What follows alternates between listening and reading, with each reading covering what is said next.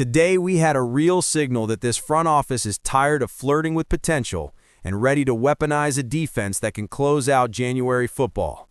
Welcome to Bears News Fan Report. I'm talking directly to you like always, one-on-one with every Bears fan locked in.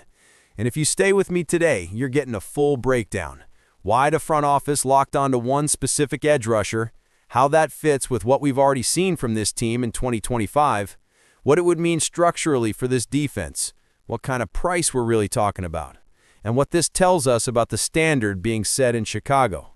No fluff, no empty hype, just straight, detailed football talk built for people who actually watch 4 quarters.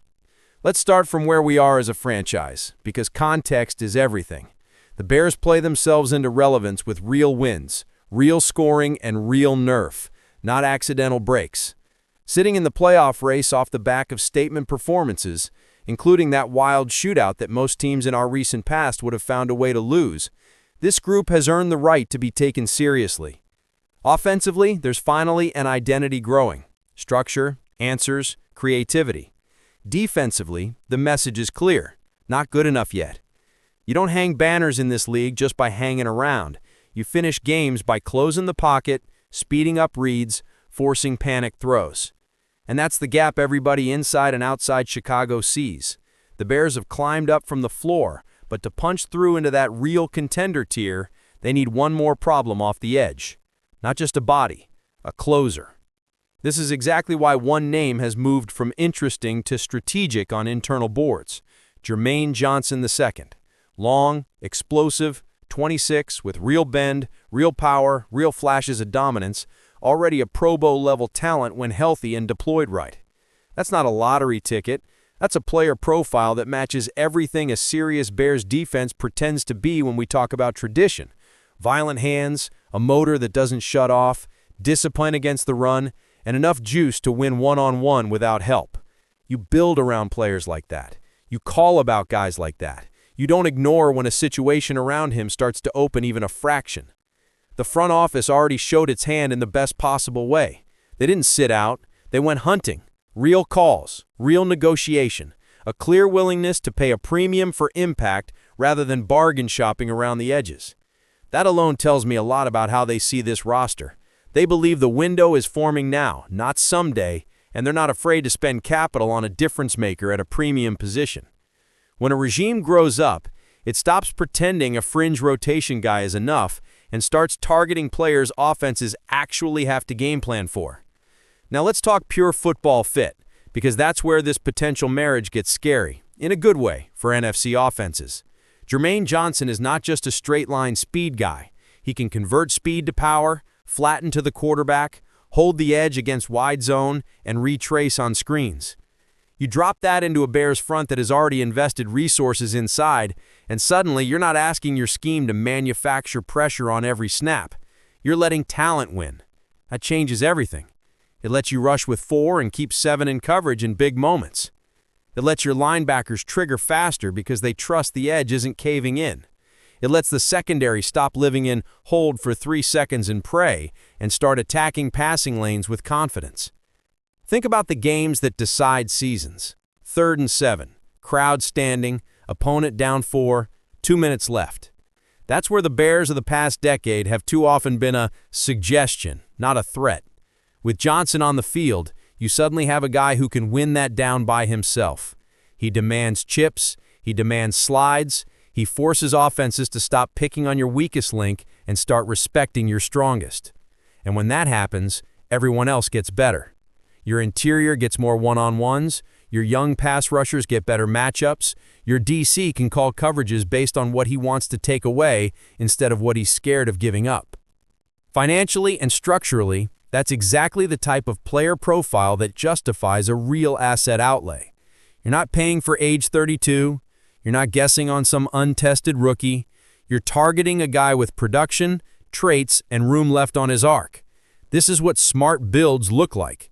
You spend the big chips on quarterbacks, tackles, corners, and edge guys who can change drives without gimmicks. Everybody else, you churn. And Chicago putting itself in position to even be at that table is already a sign of evolution. There's another layer that matters: message. Landing or seriously pushing for Jermaine Johnson is about telling your own locker room, we see what you're doing, and we're backing you. Players feel that. When the guys in that room see the front office going after an edge instead of dumping pieces for future picks, they understand the truth. This isn't a soft reset anymore. This is a team that expects to play important games late and is willing to pay for solutions now. That attitude alone separates franchises that hover from franchises that break through. On field, plug him into this defense and immediately the math changes. Early downs, he sets the edge, squeezes cutback lanes, forces 3rd and long instead of 3rd and manageable. Passing situations. You can line him wide, isolate him on a tackle, run games with your interior, overload the opposite side, and trust he can still win. Red zone. A guy with his length and instincts shrinks throwing windows and kills slow-developing concepts. Against mobile quarterbacks, he has the athleticism to rush with control instead of just running past the spot. And stylistically, he fits the identity the Bears are trying to form. Fast, physical, no plays off. For us as Bears fans, the exciting part isn't just the highlight sacks, it's the compound effect. You add Johnson and suddenly your secondary looks more opportunistic because the ball has to come out earlier. Your time of possession advantage starts to matter more because your defense gets off the field. Your OC can call a more balanced game, knowing the defense can get stops without needing exotic blitzes that expose you. This is how one blue-chip edge rusher can justify a serious swing on compensation, not in isolation, but in how he recalibrates the whole team. And yes, I know what you're thinking, cost. That's where this front office has to be cold-blooded. A second-round pick is not pocket change. Future money is not a joke. But there's a difference between reckless and calculated. Reckless is paying big for the wrong position or the wrong timeline. Calculated is saying, we're in a real race. We have a young core, we have flexibility, we are one true closer away from turning close wins and close losses into something bigger. That's exactly the category a move for Jermaine Johnson would fall into. You're not mortgaging the future for a one-year rental if you structure it right. You're buying prime years at a position where elite talent never comes cheap.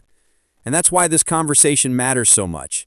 The story around Jermaine Johnson and the Bears isn't some random noise. It exposes what this franchise is trying to become. Even the fact that Chicago has already made targeted moves on the defensive line and still looked higher, still aimed for a top-end pass rusher, tells me everything about the standard they're chasing. They're not satisfied with better than last year. They're aiming for a defense offense's respect in film rooms again. So here's where I land this for you, clear and sharp.